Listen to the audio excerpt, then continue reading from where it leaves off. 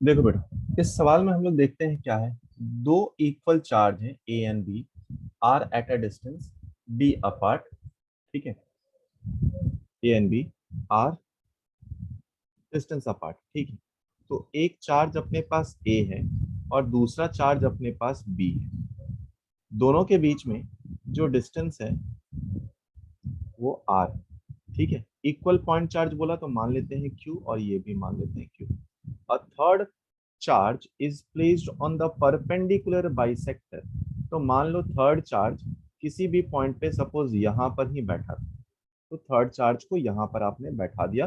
तो सपोज वो third charge capital Q ले लेते हैं हम लोग। Eight a distance D from the centre, तो यहां से एक डिस्टेंस डी भी ले लिया। Eight a distance D from the centre will experience maximum electrostatic force, है ना। तो ये मैक्सिमम इलेक्ट्रोस्टैटिक फोर्स कब एक्सपीरियंस पर करेगा? मैक्सिमम इलेक्ट्रोस्टैटिक फोर्स, जहां भी बेटा मैक्सिमम इलेक्ट्रोस्टैटिक फोर्स आया, हम लोग सबसे पहले क्या करते हैं? हम लोग सबसे पहले क्या करते हैं? वहां पर फोर्स निकालते हैं, डिफरेंशिएट करते हैं, इक्वल टू जीरो करते हैं। इसमें एक और पॉइंट हम लोग ऐड कर देंगे। If this is second point इसका ऐड कर देंगे। If small distance is given, if small displacement is given to capital Q, then find time period of SHM, then find time period of SHM। चलो try कर, then find time period of SHM। अच्छा, आइए सब लोग मिलकर करते हैं साथ साथ। ये फोर्स कितना लग रहा हो,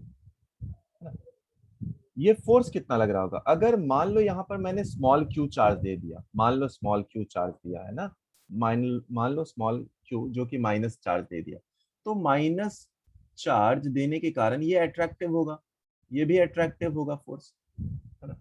दोनों के बीच में कुछ एंगल ये थीटा है, तो ये एंगल भी थीटा होगा, ये एंगल भी थीटा होगा। ठीक है, अब अगर इसी फोर्स का कंपोनेंट निकालते हैं, तो ये आर है, ये डी है ना। टोटल डिस्टेंस आर डी है। अब चलो आर डी है, तो ये डिस्टेंस अपने पास कितना हो जाएगा? ये हो जाएगा आर बाई टू, और ये डिस्टेंस भी हो जाएगा आर बाई टू। दोनों डिस्टेंस आर बाई टू हो गया अपने पास। ये डिस्टेंस दी, तो एक्स डिस्टेंस मान लो मैंने इसको एक्स डिस्टेंस बोल दिया, ये डिस्टेंस को एक्स बोल दिया, तो आप एक्स को फाइंड कर सकते हैं। एक्स इज इक्वल टू कितना होगा? हम लोग निकाल सकते हैं under root of R square by four plus D square. तो हम लोग एक्स निकाल सकते हैं, बाद में देखेंगे इसको कैसे सिंप्लीफाई करना है, बाद में देखेंगे हम लोग। ठीक है, अच्छा। और देखो बेटा, इसके दो कंपोनेंट है ना। कौन कौन सा कंपोनेंट?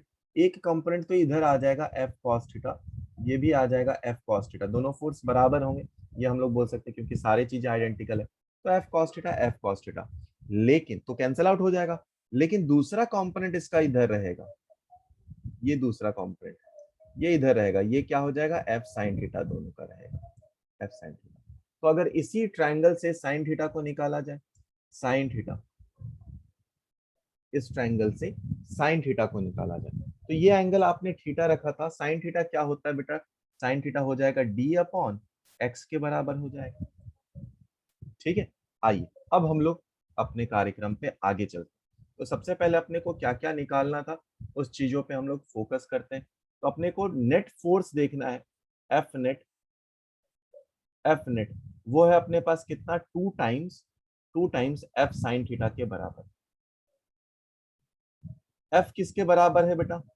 टू टाइम्स एफ के वैल्यू क्या है अपने पास? के times Q into capital Q upon upon X का स्क्वायर। साइन थीटा किसके बराबर है? D upon x.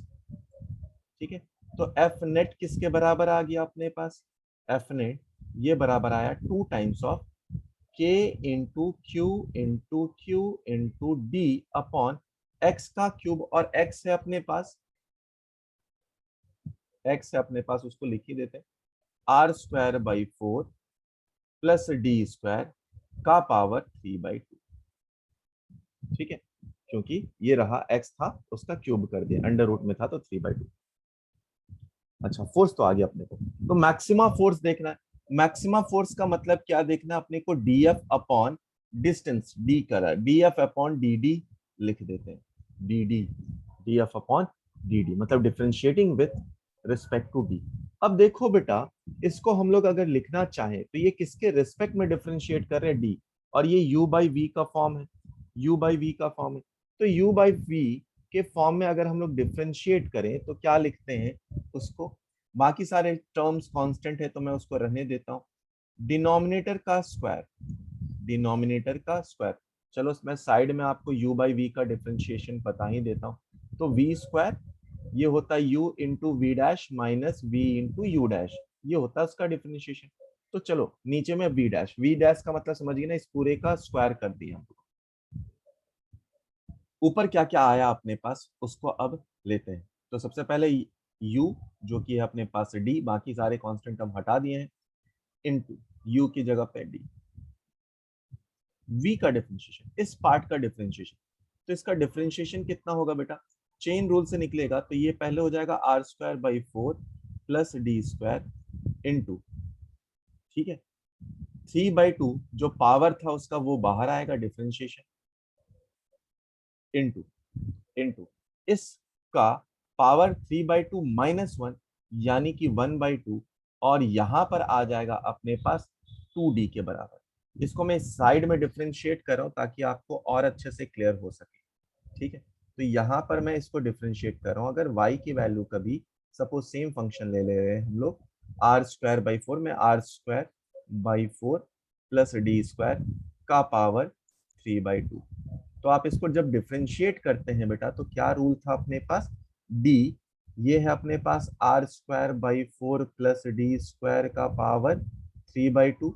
यहाँ भी यही सेम लाते थे हम लोग चेन रूल में, जब हम लोग यूज करते थे तो ये होता था R square by four plus D square, ये होता था चेन रूल, इनटू यहाँ पर सेम हम लोग लिखते थे r square by four plus D square divided by d of d, ठीक है। तो इसको डिफरेंशिएट, ये पूरा किसके जाता था, x का पावर n के जैसा, तो ये आया 3/2 बाहर आता था, इनटू इस पूरे का पावर 3/2 माइनस वन हो जाता था, 3/2 माइनस वन कितना हो जाएगा 1/2, जब इसको डिफरेंशिएट करेंगे तो 2d आ जाएगा, वही वहां पर लिखा है, ठीक है। अच्छा, और माइनस जब हम लोग इसको सिंप्लीफाई करेंगे तो v into U dash, u क्या था अपने पास d, उसका डिफरेंशिएशन 1 के बराबर हो जाएगा, तो यहाँ पर रह जाएगा अपने पास R square by four plus D square का पावर 3/2, ये रह जाएगा, ये टू कैंसिल आउट हो जा रहा, और इसी को इक्वल टू हम लोगों को करना है 0 के बराबर, ठीक है। 0 से इक्वेट कर देने पे क्या क्या चीजें कॉमन होकर बाहर चली जाएंगी उसको हम लोग देखते हैं। तो यहाँ पर क्या बच गया अपने पास, 3 into D square D D, है ना। यहाँ पर है अपने पास R square by four plus D square का पावर 1/2, जो डिनोमिनेटर वाला था वो 0 हो जाएगा मैक्सिमम मिनिमम के लिए, माइनस या इसको इक्वल टू ही कर देते, उसको इसको इधर लेकर चले जाते हैं, तो ये आ जाएगा are square by four plus D square का पावर 3/2। तो 1/2 तो कैंसिल आउट हो जाएगा, इसको और सिंप्लीफाई कर दो तो यहाँ पे आएगा बेटा कितना, यहाँ पे आएगा D 3 into D square is equal to, ये कितना आ जाएगा अपने पास, R square by four plus D square, ये आ जाएगा 1/2, जब आप कॉमन लेकर हटा देंगे तो यहाँ पर कितना आ गया, फिर से 2d² is equal to r square by four, यानी कि d की वैल्यू कितनी आ गई, d की वैल्यू आप निकालोगे तो प्लस माइनस r बाई 2√2 के बराबर आ जाएगा, और यही हो जाएगा इसका आंसर, यही हो जाएगा इसका आंसर, ऑप्शन नंबर 1। अब अगर मान लो इसमें टाइम पीरियड ऑफ एसएचएम का सवाल पूछा जाता, ठीक है, तो सेम सवाल में अगर टाइम पीरियड ऑफ एसएचएम पूछा जाता तो उसके लिए एक कंडीशन एसएचएम के लिए दिया होता है हमेशा।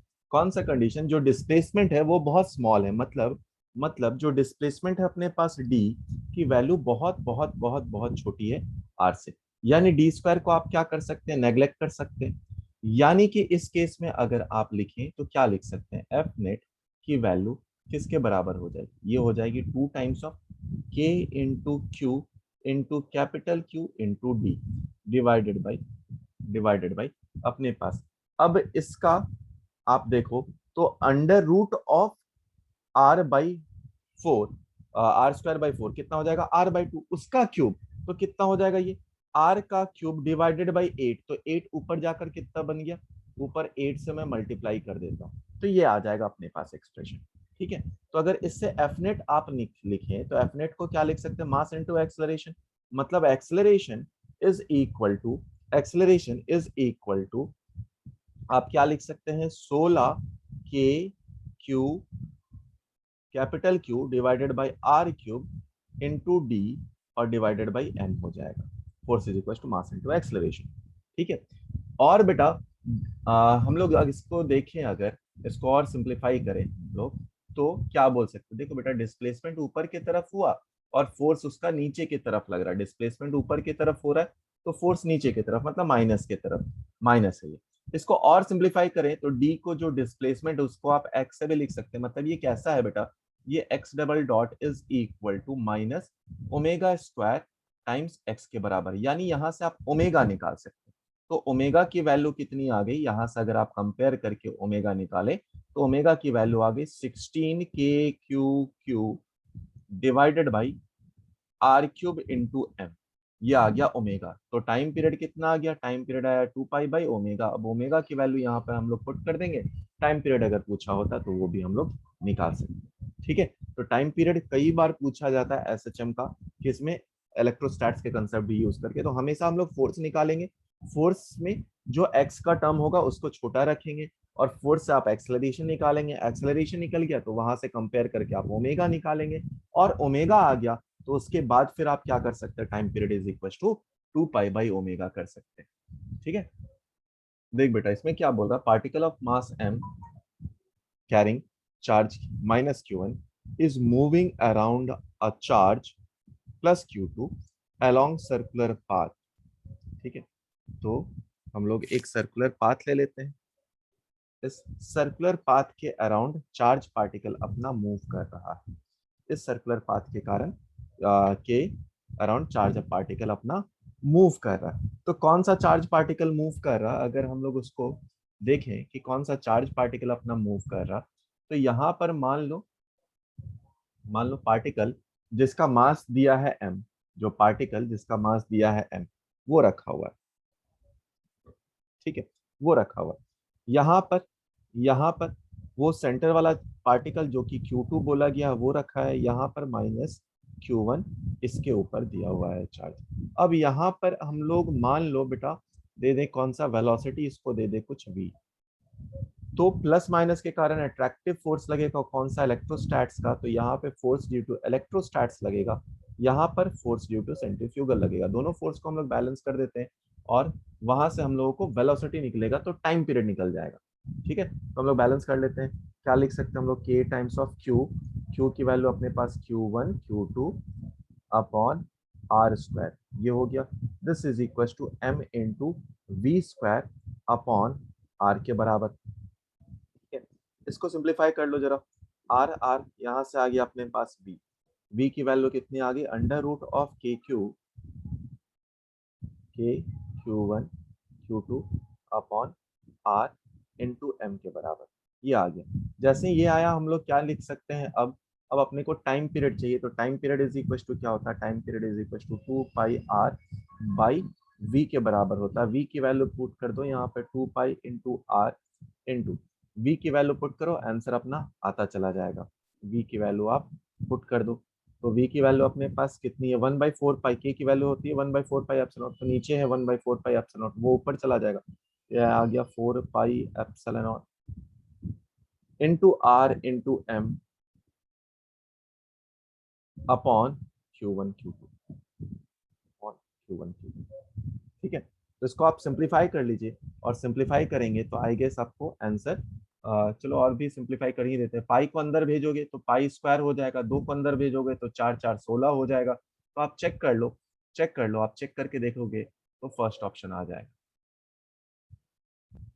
देखो बेटा इस सवाल में देखो क्या बोला अपने पास, इस सवाल में अपने पास बोला है 4Q charge, Q charge, Q charge, इनको प्लेस कर दिया गया है। कहाँ पे प्लेस किया गया है, इनको प्लेस किया गया है यहाँ पे मान लो 4Q रखा गया, यहाँ पे रख दिया गया है कैपिटल Q, और यहाँ पे रखा गया है Q 0,L/2 एंड L पर। तो बोला है क्या, what should be the value of Q so that net force on small Q 0 हो जाए, है ना। तो स्मॉल Q पे नेट फोर्स की वैल्यू 0 आनी चाहिए। तो +4Q के कारण जो फोर्स लगेगा वो इधर होना चाहिए।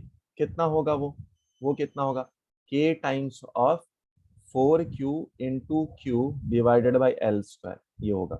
अब दूसरा फोर्स किधर आना चाहिए, टूवर्ड्स आना चाहिए, तभी दोनों बैलेंस रहेगा इस भाई साहब के कारण। तो इस भाई साहब के कारण जो रहेगा K times capital Q into small q divided by R/2 या फिर L/2 का होल स्क्वायर। दोनों को हम लोग बराबर कर देंगे, दोनों फोर्स को, और क्यों टूवर्ड्स लगना है मतलब नेगेटिव होगा। तो आप इसको बराबर कर दे, सिंप्लीफाई करें, चेक करें, तो अपने पास आ जाएगा फर्स्ट ऑप्शन। इस सवाल को देखो बेटा, क्या बोल रहा है, q charge is to be distributed on two conducting sphere.